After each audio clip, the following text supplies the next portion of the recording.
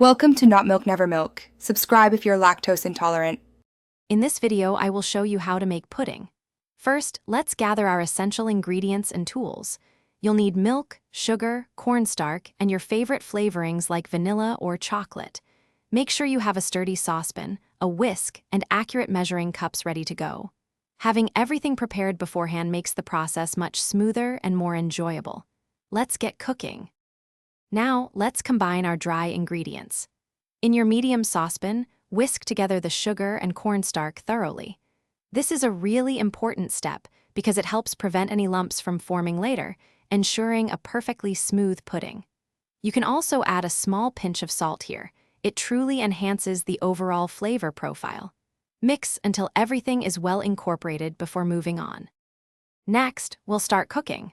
Gradually whisk in the milk until your mixture is completely smooth. Place the saucepan over medium heat and stir constantly.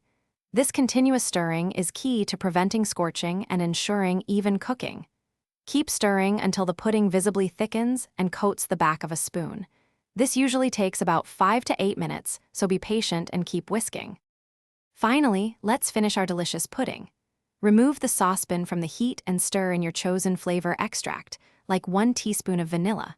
Pour the hot pudding into individual serving dishes or a larger bowl. Allow it to cool completely at room temperature, then chill it in the refrigerator for at least 2 hours until firm. For more great deals and to check out the Echo Dot smart speaker, be sure to look at the link in the description below. Enjoy your homemade treat.